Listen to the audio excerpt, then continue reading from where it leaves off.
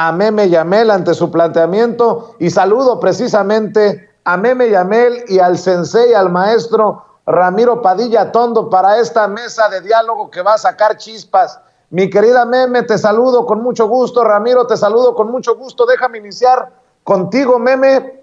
Pues creo que no exagero cuando digo que el presidente Andrés Manuel López Obrador puso contra las cuerdas al PRI. Decía mi nana que en paz descanse que el pez por la boca muere. Cuando uno habla, aguas porque tú mismo te puedes matar. Y en el PRI dijeron, le dimos una patada al neoliberalismo. ¿Cómo chingados van a votar en contra entonces de la reforma eléctrica? Entendió el que entendió, Meme. Muy buenas las tengan y mejores las pasen, mi querido Vicente, mi querido Ramiro. Pues sí, el presidente, me encanta esta frase que usa, de hechos no palabras. Aplica la de lénguame como un taco, más rápido cae un hablador que un cojo. Usted interprételo de la mejor manera, pero es que, a ver, la única manera en la que hoy el tricolor, el Partido Revolucionario Institucional, puede decir, puede comprobar si le dio una patada al neoliberalismo, es aprobando la reforma eléctrica. Ese es el hecho, no hay otro. No es ni siquiera con la reforma de la Guardia Nacional, no es con la reforma electoral, no. Es con la reforma eléctrica. Ese es el hecho.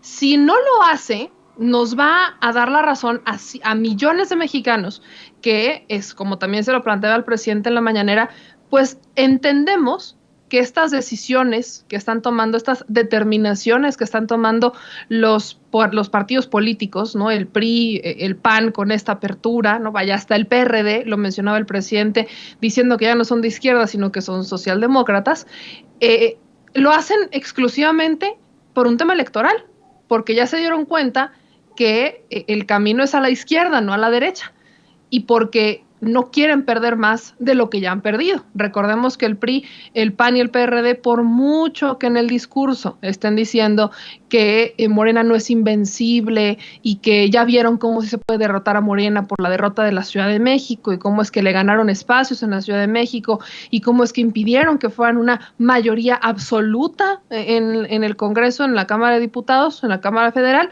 la realidad es que, pues, ¿de qué les ha servido? Perdieron estados. El PRD perdió su último gobierno, ¿no? Creo que el que le queda es de coalición y es el de Quintana Roo con Carlos Joaquín, que es PRD-PAN, y pues Carlos Joaquín también le ha entrado mucho el AMLOB. Entonces, así como que digan, miren cuánto han ganado, pues la neta no, quieren levantarse en falsas victorias y para mí, creo que mi querido Ramiro y tú no me van a dejar mentir, pues el 1 de diciembre es lo que inclina la balanza, porque a raíz del 1 de diciembre, a raíz de ver cómo están los cuadros, cómo la gente se manifestó, cómo apoyó al presidente, cómo llegaron y no hubo un chiflido, no hubo un abucheo, todo fue aplausos, todo fue celebración, todo fue aprobación, pues creo que no les está quedando de otra más que cambiar. O sea, llegamos a ese tiempo curioso en donde ya no les está quedando de otra más que voltear a ver hacia la izquierda. Vamos a ver, muchos de nosotros, insisto, sabemos y lo podemos inferir así, que es meramente por conveniencia, pero como dice el presidente, hechos no palabras. Bueno, qué interesante lo que planteas, Meme. Querido Ramiro Padilla Tondo, yo no sé si son mis ganas de, como dicen, de ver arder el mundo. Me dicen, tú, a ti te gusta ver arder el mundo, cabrón, y sentarte a cruzarte de brazos ahí. Pero o el PRI se pone del lado del pueblo y vota a favor de la reforma eléctrica, o estaríamos viendo la marcha del PRI rumbo al basurero de la historia, ¿o qué, Ramiro? Hay que precisar, ¿no? La parte en la cual el PRI pierde el rumbo. Hay que recordar que con Miguel de la Madrid no creo que hubiese participación de privados. El que le abrió la participación a privados era obviamente Carlos Salinas de Gortari, y de ahí todo vino un declive. Lo que plantea el presidente hoy básicamente es que les van a dejar el 46% del mercado, que esa es una porción gigantesca. Yo, al contrario de lo que dice el presidente, yo sí hubiese sido mucho más radical, o sea, hubiese sido lo contrario al Banco del Bienestar. Yo le hubiese dado una concesión privada a empresas eléctricas donde el Estado no alcanza, esto es, no sé, 10, 15% del mercado, no el 46%. Uno no puede ceder partes estratégicas del Estado a los privados para que ellos hagan lo que les pegue la gana. Cuando se privatizan Teléfonos de México, hay que recordar que fue Carlos Slim el beneficiario. Pues Carlos Slim básicamente obtuvo a todos los mexicanos como clientes cautivos. Esa es la manera más fácil de convertirse en el hombre más rico del mundo. En el caso de los eléctricos, obviamente todo el mundo quería su porción. La otra parte, en el efecto histórico que tiene lo que plantea López Obrador, que es que el Partido Revolucionario Institucional regrese a sus orígenes de centro izquierda o de izquierda. Hay que recordar que hasta Cárdenas cambió uno de los artículos de Constitución diciendo que la educación tendría que ser socialista, por ejemplo, que casi todos los gobiernos priistas tendrían tendencias centroizquierdistas, pero hay también que recordar que el PRI pues ha sido camaleónico a través de la historia y se pone de acuerdo de acuerdo como van los vientos, ¿no? No sería la primera vez que da un viraje ideológico, porque así se han sostenido, así se han mantenido vivos los priistas.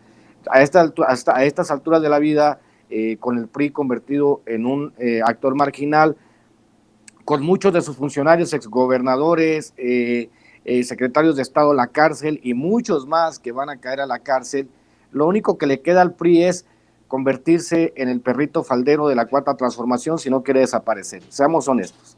Y bueno, los panistas ya vieron que el 2.4% en la elección extraordinaria en Nayarit les muestra realmente el tamaño de su influencia electoral. Se han pasado diciendo puras pendejadas por todos lados, de ahora están pagando las consecuencias. Reforma energética, reforma eléctrica, sí. ¿Por qué? Porque no podemos permitir que pase lo que pasa en Texas, que pasó en Texas, que hubo más de 27 muertos por los cortes, por supuestamente las energías limpias. Y no podemos permitir que pase lo que pasó en España, donde ya los recibos van de 200 a 300 euros, 600 euros, una cantidad extraordinaria que se tiene que pagar, cuando esa energía la podemos generar nosotros los mexicanos. Esta muestra, tenemos más de 80 hidroeléctricas que generan energías totalmente limpias. Entonces, a esta altura de la vida, pensar en defender los intereses de las grandes corporaciones, que les importa un carajo si la mayoría de los mexicanos vivimos o morimos y a ellos solo les interesa el pinche dinero, pues obviamente nos tienen esta situación.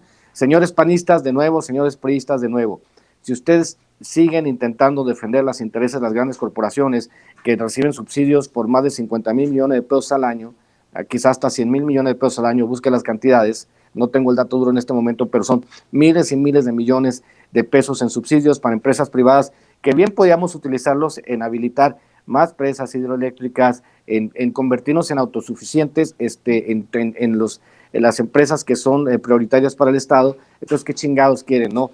Básicamente, ¿cómo quieren ustedes, señores priistas y panistas, que los vea la historia? Por el momento, el PAN se está llevando una mega madriza porque están haciendo el ridículo de la historia.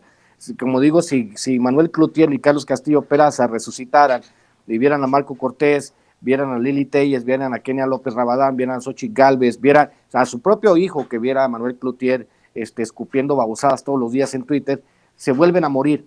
Ese no es el PAN. Y el PAN o tiene que cambiar, tiene que renovarse o va a morir. Así funciona todo. Y esperemos que avancemos a buen puerto la reforma eléctrica, porque si no, señores, va a haber sangre y no va a ser la de nosotros, va a ser la del PRI y la del PAN, mi querido Vicente. Políticamente hablando, mi querido Ramiro, oye, Meme, y tan importante la presencia de los medios independientes. Hoy también Hans Salazar, quien fue por mucho tiempo también corresponsal de Sin Censura en la mañanera, le plantea al presidente las resoluciones de la Suprema Corte de Justicia de la Nación, sobre todo la que tiene que ver con la revocación de mandato. Ordena al INE, la Suprema Corte de Justicia de la Nación, el proceso de revocación de mandato.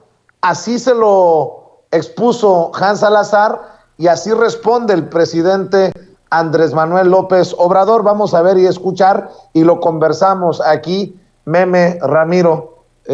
Adelante, compañeros. El día de ayer la Suprema Corte ha resuelto, ha acordado dos puntos muy concretos. Uno, el INE acudió a la Suprema Corte por el tema del recorte presupuestal, porque no han estado conformes, tampoco ha habido pues una situación de otra alternativa que ellos pongan, pero la Suprema Corte ya bueno, señala el acuerdo del ministro Franco que es improcedente la suspensión respecto a que el INE no tenga que hacer ajustes a su presupuesto, como se prevé en el artículo 4º transitorio del decreto por el cual se expidió la Ley Federal de Revocación de Mandato, así como que se exima al instituto y a su personal de las sanciones administrativas, penales o de diversa índole a que hubiera lugar. Esto quiere decir que tienen por forzosa obligación realizar esto, independientemente de que ellos digan que no tienen dinero. Aquí, ¿usted cómo lee esto? Es decir, se promueve esta austeridad que desde un principio usted ha impulsado desde el propio gobierno federal. Obviamente no hay aún respuesta del INE concreta y también ha publicado la Suprema Corte que se tienen que transparentar pues lo que se le ha denominado, ¿no?, el término de obras blindadas, el blindaje de las obras, que usted ya aquí ha aclarado que es un acuerdo, que no es un decreto, pero que se tiene que transparentar. No, por así entendido, no se refiere a que haya algún otro cambio, es decir, el tema de los amparos, que es precisamente por la que también se ha dado este tipo de acuerdo, pero dice se tiene que transparentar, se tiene que proceder al respecto porque el INAI se inconformó al respecto. También quisiera yo preguntarle qué reacción tiene usted ante esta postura de la Suprema Corte. Pues las dos resoluciones de la Corte son buenas, las dos. Primero decide, resuelve que se tiene que hacer la consulta para el día 10 de abril, es la revocación del mandato. Se tienen que instalar casillas y se le va a preguntar a la gente si quiere que continúe en la presidencia de la República quien ya saben ustedes, o que renuncie. Si quieren que yo continúe en la presidencia o que renuncie. Eso es lo que se va a decidir. Y es un precedente histórico. Independientemente del resultado, es dejar sentadas las bases para que sea una realidad la democracia participativa. Ahí están las declaraciones del presidente Andrés Manuel López Obrador. Enfoquémonos primero en esto que ha de tener muy enojado a Lorenzo Córdoba, el consejero presidente del INE, que ya desde la Suprema Corte de Justicia de la Nación le digan no te hagas pendejo, Lencho, y después hablamos del decretazo porque quedaron dos senadoras como payasas, Lili Téllez y Xóchitl Gálvez, pero esa será harina de otro costal. Meme, pues a pesar de que hayan calculado mal en la oposición y hayan aplaudido a la Suprema Corte de Justicia de la Nación, la Suprema le da por su lado. Son dos muy buenas noticias, a pesar de lo que digan los medios de comunicación tradicionales, son dos muy buenas noticias para el presidente. Yo no entiendo cómo algunos publicaron cualquier clase de babosadas, pero esta del INE es muy importante en momentos en que el ruido lo hace el propio INE con Lorenzo Córdoba al frente por el tema de la revocación de mandato. Bueno, es que el INE ya comprobó que sí puede hacer recortes presupuestales, ¿no? Recordemos que fue el fin de semana, si no estoy mal, que Lorenzo Córdoba sube un video diciendo que lograron hacer unos reajustes y que se requieren más de 3,000 millones para la consulta popular, etcétera. Las cuentas, si somos honestos, no nos salen ni siquiera. No nos salen porque en la consulta popular, la de este año, en donde no hubo mucha participación, pero fue un gran ejercicio que promueve la democracia directa, se gastaron como 500 millones de pesos aproximadamente y pusieron unas 57,000 casillas. Si necesitamos 163,000 casillas, pues no necesitamos realmente 3,000 o 4,000 millones de pesos, que es lo que querían. Pero el INE dice, estamos haciendo los reajustes. La Suprema Corte está decidiendo conforme a lo que está en la ley, y la ley dice que se tiene que hacer. La ley no dice que para que se realice la consulta por revocación de mandato o cualquier consulta se requieren 4,000 millones o 5,000 millones de pesos. Eso no lo dice. El INE tiene recursos de dónde recortar. Quitando el tema de los sueldos, que es quizás el principal lugar donde pueden hacer un recorte presupuestal, tienen N cantidad de asesores que están duplicando funciones. Además, contratan personal que duplica funciones de los ya 90,000 personas que están trabajando dentro del Instituto Nacional Electoral. No hablamos de 2 personas, no hablamos de 3 personas, hablamos del órgano electoral más grande, diría yo, del mundo. Que claro es necesario el INE, pero no es necesario el abuso, no es necesario el que se agarren de esa manera del recurso. Ellos están argumentando que no pueden hacer más recortes, pero al mismo tiempo comprueban que sí podían hacer ajustes presupuestales para cumplir con esta consulta por la revocación de mandato. El INE, por ejemplo, hablemos de los gastos que el INE puede perfectamente recortar.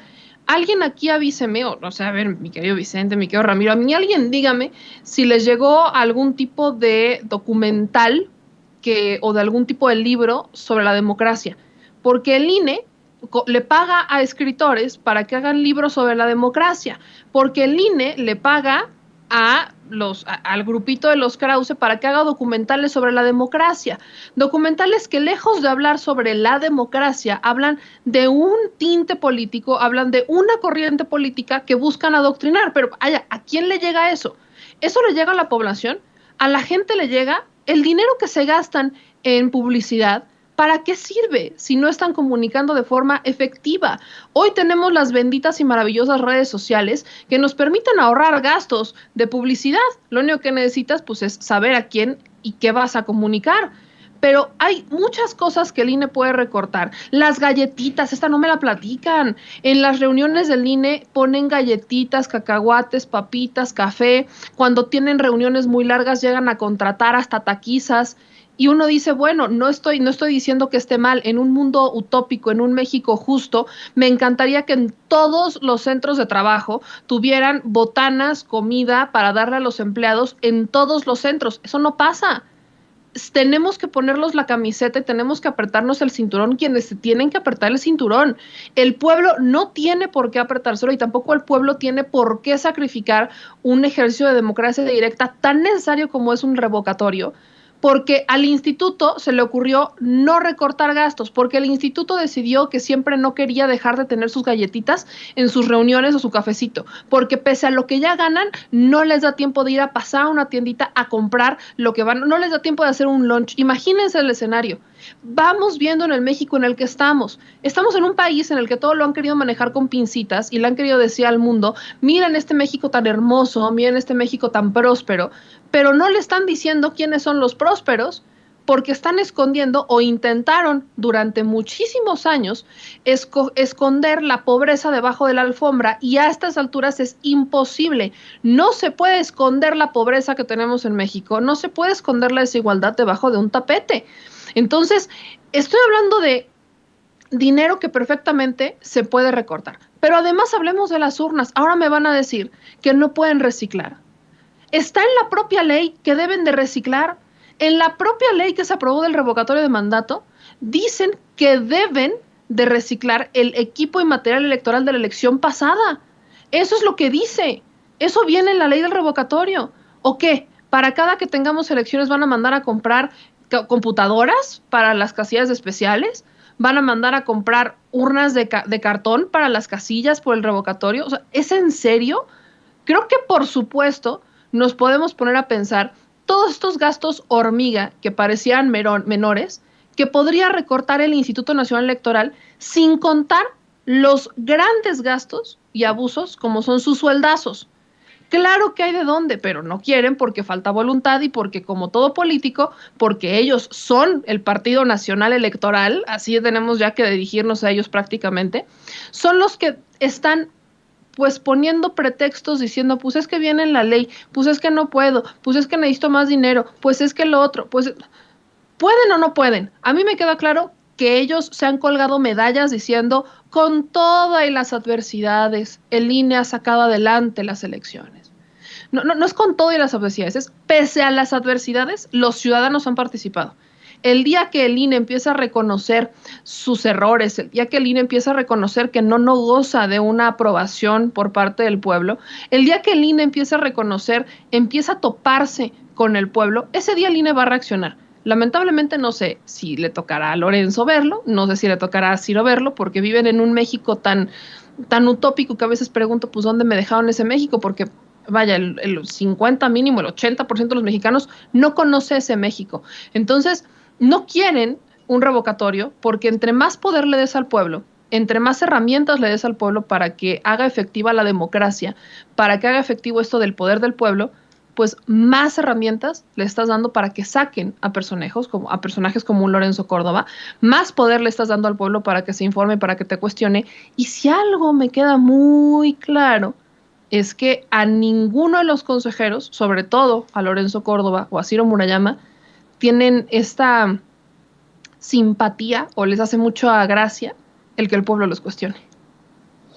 Meme, precisamente me está recordando la querida Ceci Vega, de las declaraciones ayer en el Senado de César Cravioto, el senador de Morena por la Ciudad de México. Las escuchamos y las comentamos contigo, querido Ramiro. Si dividimos 528 millones de pesos entre 59,000 casillas, da que cada casilla o cada mesa receptora costó 8,949 pesos.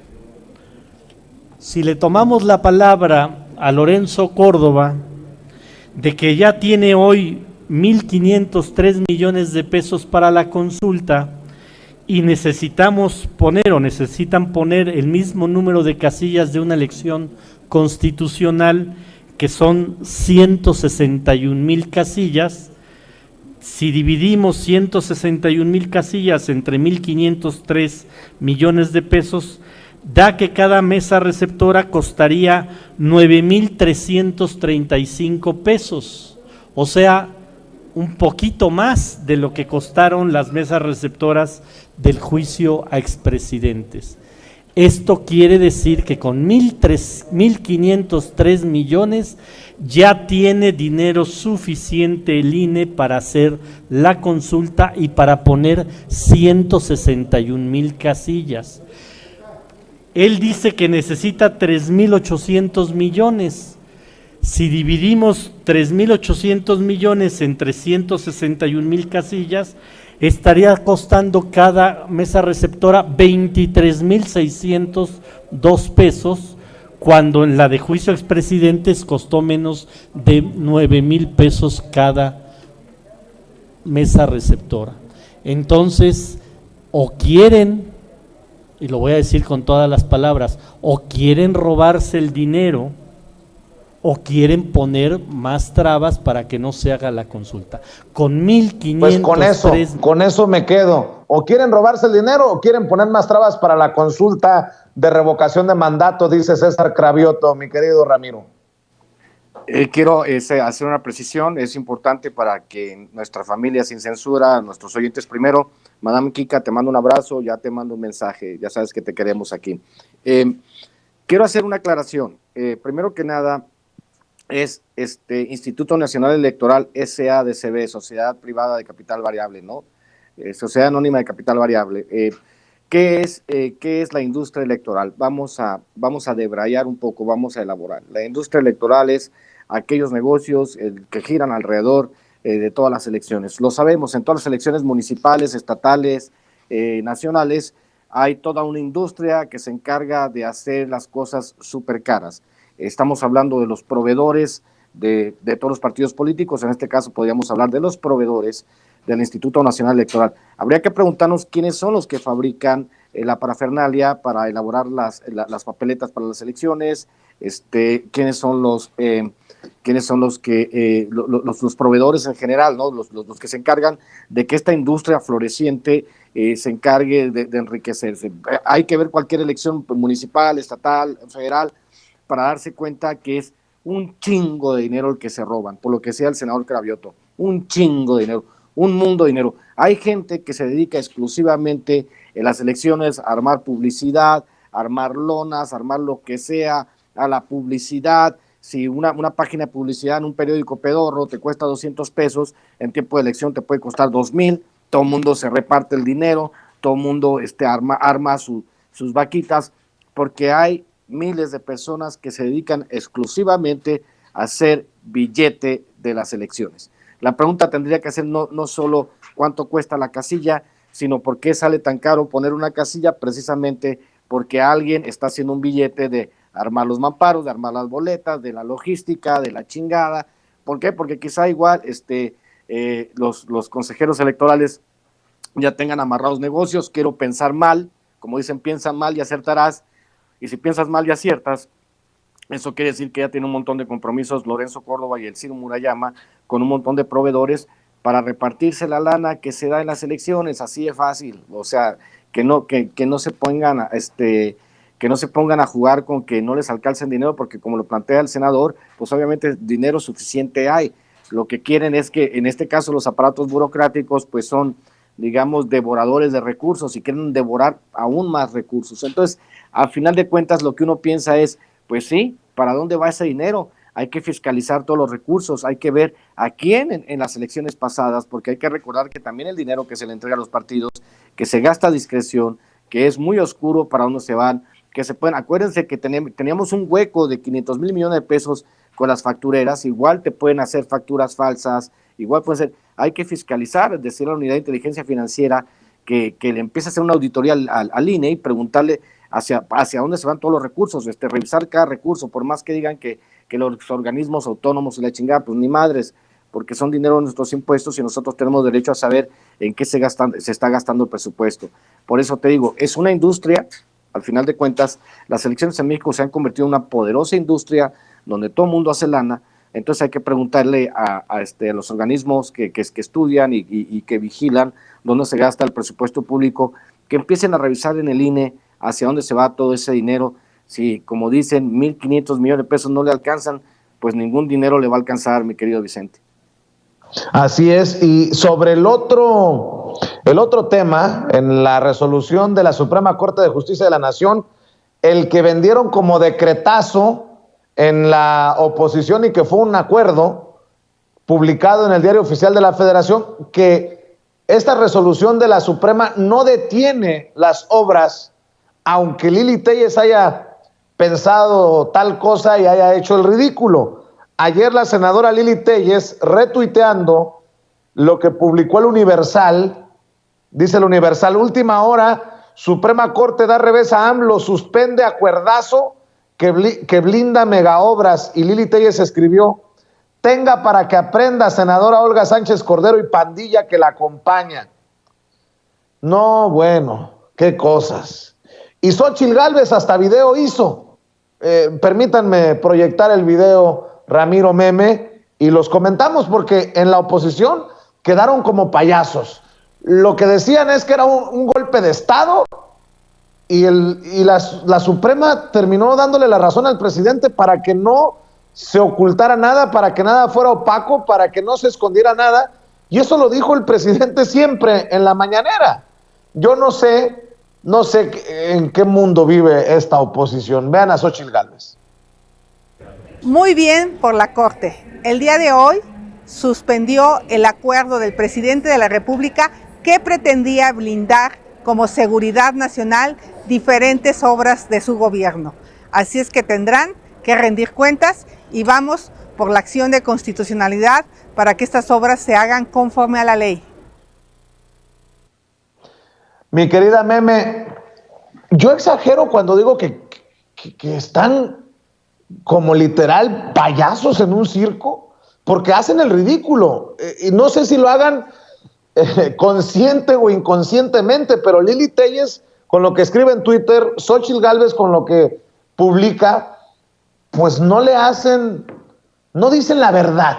Vamos a ser claros, no dicen la verdad. Podrían decir verdades parciales, como parciales precisamente la resolución de la Suprema Corte de Justicia de la Nación.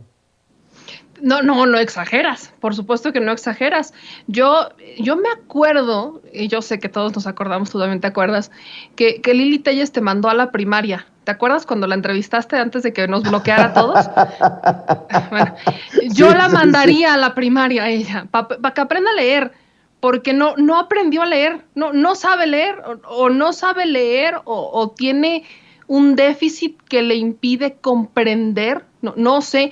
Bueno, eso Xóchitl Gálvez creo que es un poco más evidente, pero me causa mucha gracia, porque ayer veía una cantidad de personajes celebrar y decir, es que ya la Suprema Corte bajó el acuerdazo, el decretazo del presidente, y yo, o sea, sí hay una suspensión, que esa parte es una suspensión parcial, no sé si saben leer, valdría la pena que leyeran más allá de lo que les conviene, y creo que eso es el por qué estamos como estamos.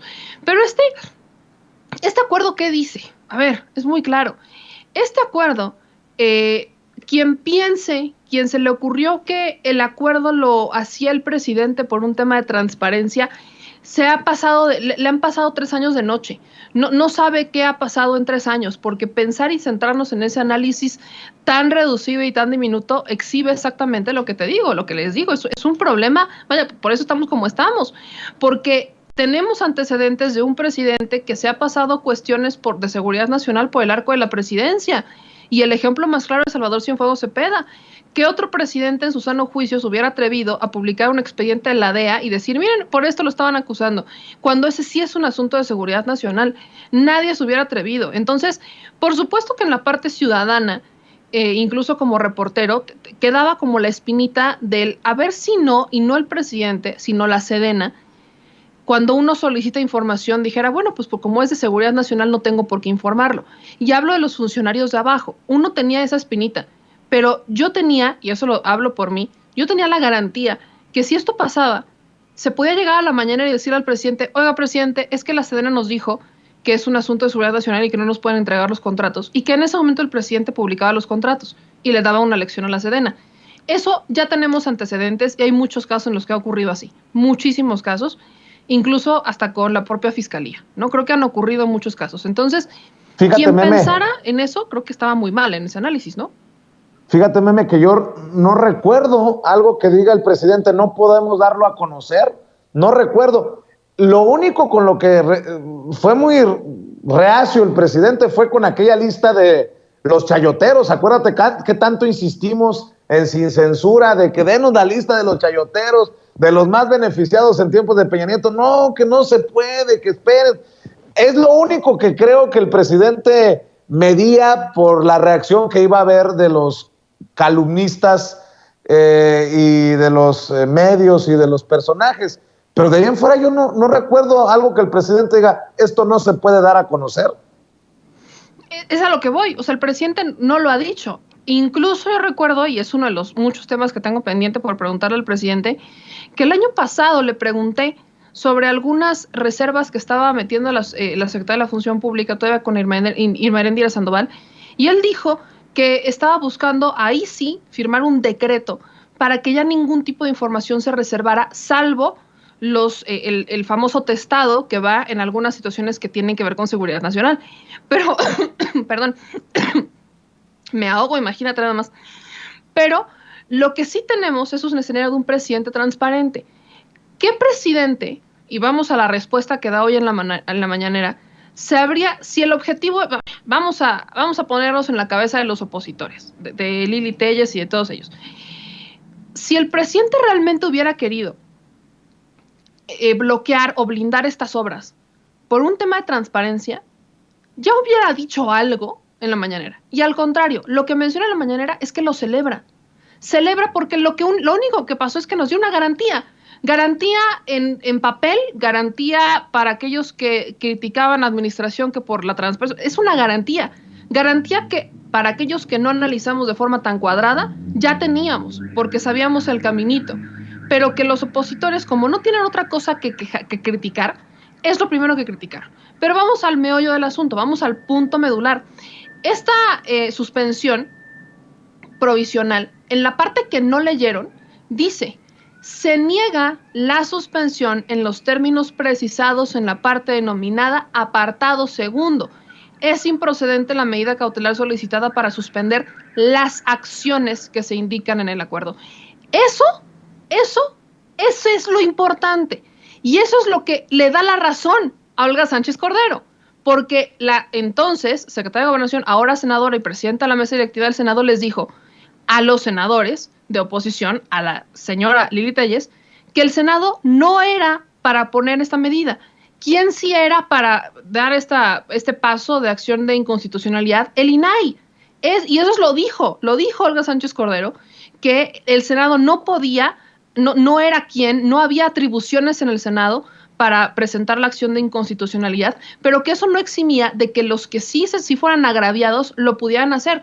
Esto comprueba exactamente lo que se les dijo. La razón por la que Olga Sánchez Cordero no cede a las presiones de los panistas, no les sigue el juego porque la querían utilizar para ponerla en contra del presidente, y les comprueba que efectivamente el Senado no tenía el interés legítimo, era el INAI, porque lo único que se iba a resolver era el tema de transparencia. El presidente tiene la posibilidad de firmar ese tipo de acuerdos cuando son internos, que son, le digo yo, para desburocratizar y para acelerar los procesos y meterle un freno a los amparos.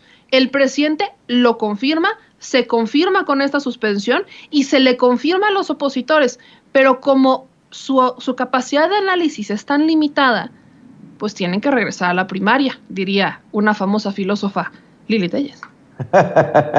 Querido Ramiro Padilla Tondo, ¿tú cómo ves? Yo diría que a Lili Telles, antes de criticarla, hoy la voy a defender. Deben de ponerse en sus zapatos, igual deben de ponerse en los zapatos de Kenia López Rabadán. Creo que producción ya tiene la foto, ahí está, pónganse en sus zapatos, señores, entiendan.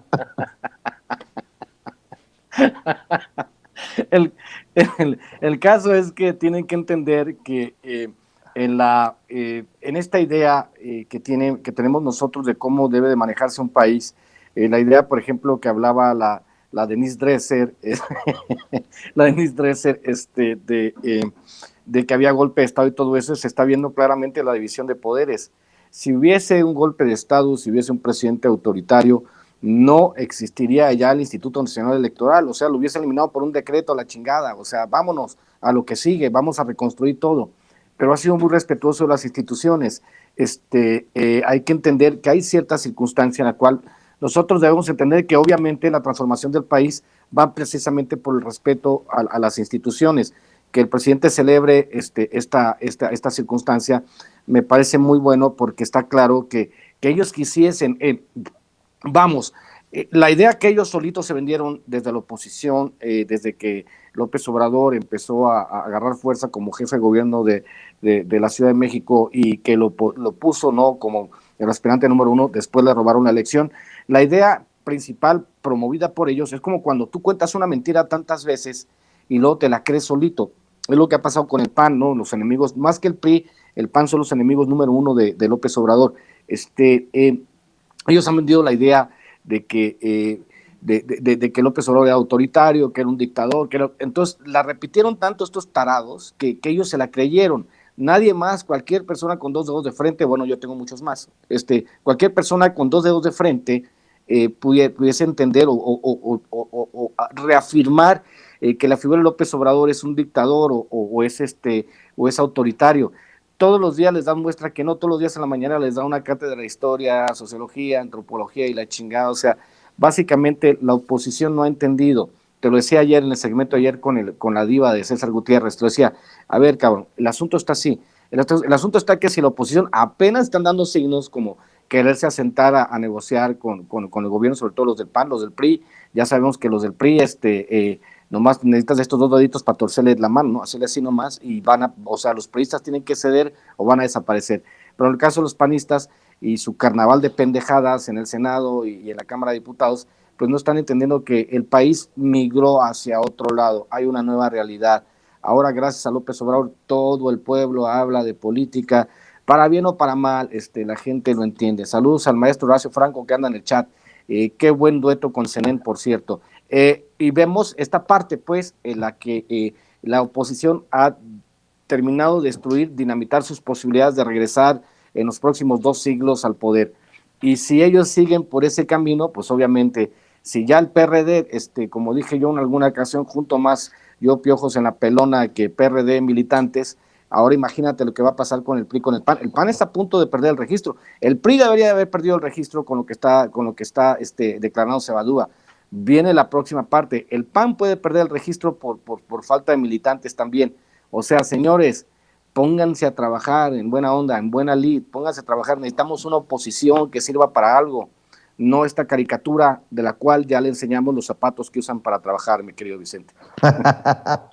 Para cerrar, Ramiro, mientras Ramiro Padilla Tondo nos pide ponernos en los zapatos de Lili Téllez, por cierto, qué bonitos zapatos. Hay que pedirle a Lili Téllez que se los preste a Gabriel Cuadri, al diputado del PAN, Gabriel Cuadri. Vean nada más el nivel de tweet que se avienta Gabriel Cuadri hace 20 minutos, me lo pasó Toño. Meme, Ramiro, con esto vamos a cerrar. Escuchen bien. Sigue Calígula destruyendo nuestras instituciones de manera criminal y compulsiva. Ahora desaparece el Instituto Nacional de Ecología y Cambio Climático y al Instituto Mexicano de Tecnología del Agua. Silencio cómplice o abyecto de ambientalistas y académicos. Gabriel Cuadri, yo pensé que el cuasi llamar Andrés Manuel Díaz Ordaz de Sergio Aguayo estaba cabrón. Después llegó Javier Sicilia a compararlo con Hitler. Pero ya, Gabriel Cuadri llamarle Calígula, no mames. No. Pobre gente esta necesita ir urgentemente a terapia, Meme Yamel. Mira, yo creo que lo de Cuadri ya no se arregla con terapia, ¿no? Eso ya es un poco más drástico. Soy honesta, yo soy muy fan de mandar a la gente a terapia, yo voy a terapia, yo creo que funciona, pero el asunto de Cuadri ya sobrepasa los límites que cualquier psicólogo podría atender, en su sano juicio, por supuesto. Entonces, Gabriel Cuadri, me encantó, por cierto, la entrevista, cuando aquí le entra muy al quite y después, 3 doritos después te bloquea.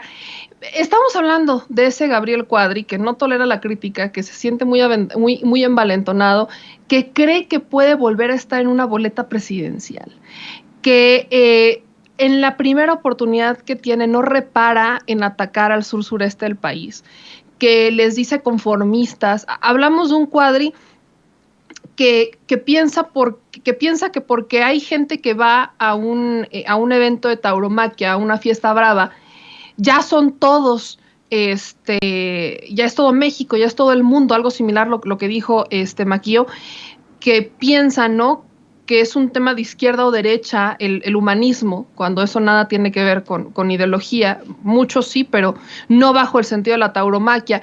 Hablamos de un Cuadri que no hila una con otra.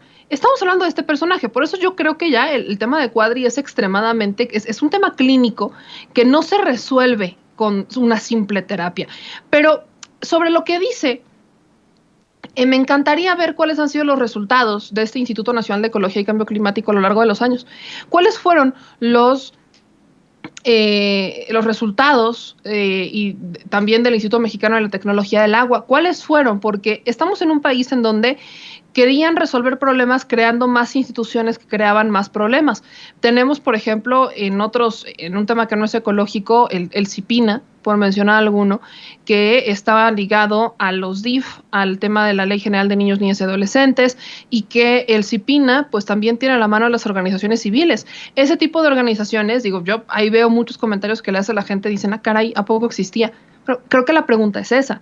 ¿Qué resultados dieron? Porque si no servían y solamente estaban succionando erario, pues creo que la lógica es clara.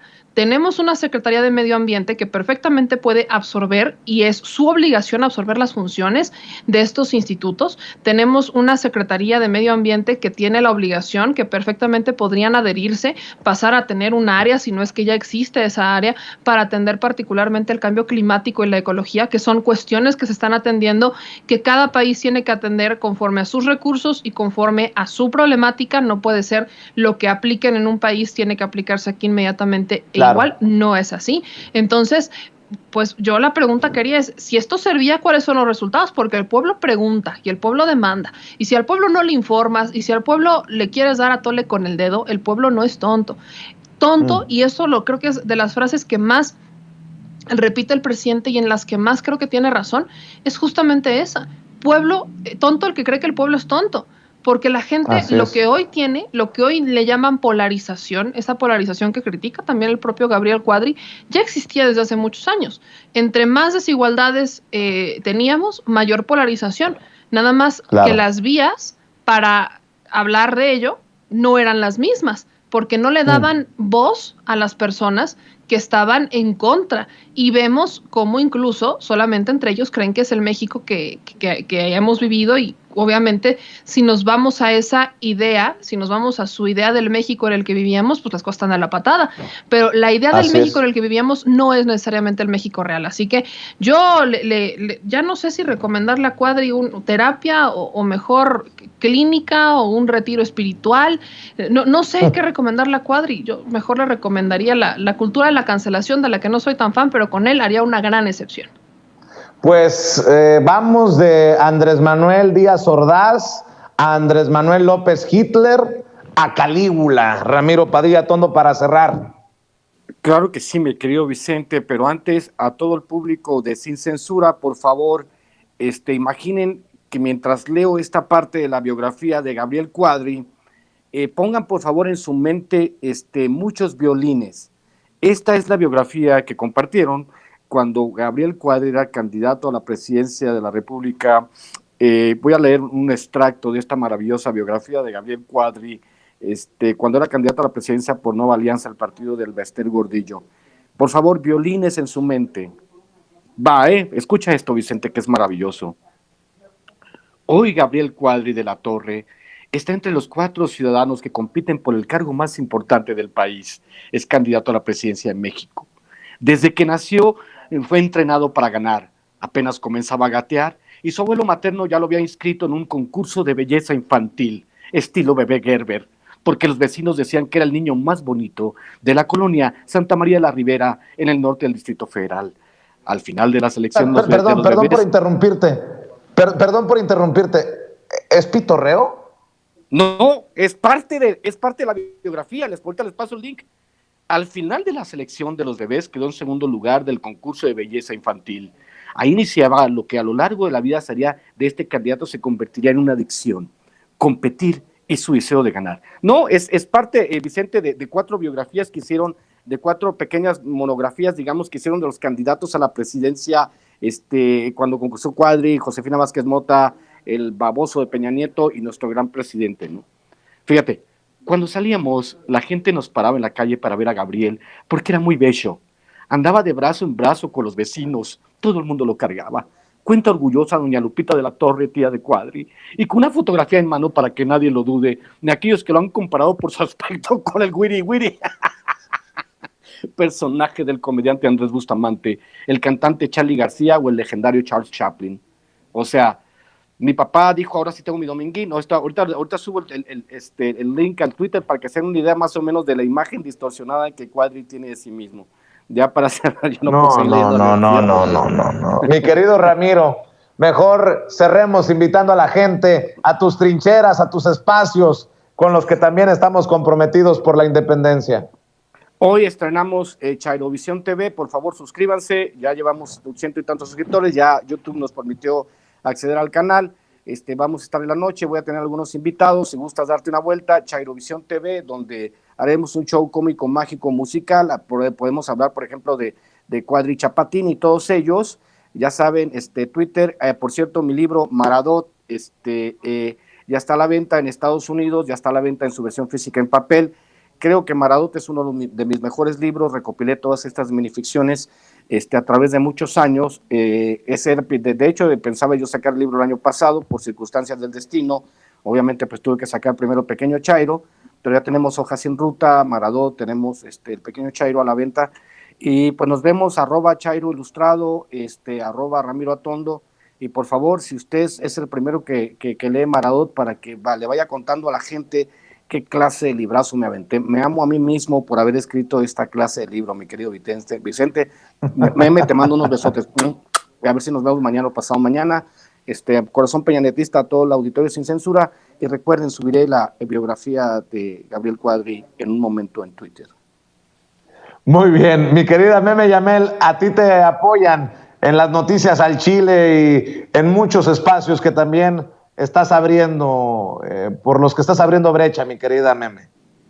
Muchas gracias a mi querido Chairovisión, a mi peloncito, que tenemos ahí un café pendiente, oye. Pero muchísimas gracias, mi querido Vicente, porque esta siempre será nuestra familia sin censura. Y yo no me quiero despedir sin antes pedir una disculpa porque secuestré el micrófono hoy en la mañanera. Por ahí me dicen una de cal por las que van de arena. Hoy yo acepto toda la crítica. Secuestrar el micrófono una vez al año no hace daño. Entonces, muchas gracias a todos los que nos apoyan. Nos encuentran en todas las redes sociales como @memelca, y pues aquí andamos todos los miércoles en Sin Censura con mi querido Vicente y con mi querido Ramiro. Muy bien, pues a dejar la víbora chillando nuevamente en Palacio Nacional. Te mando un abrazo, Meme, te mando un abrazo, Ramiro. Muchas gracias por estar aquí en esta mesa de diálogo, una de las favoritas de la audiencia de Sin Censura.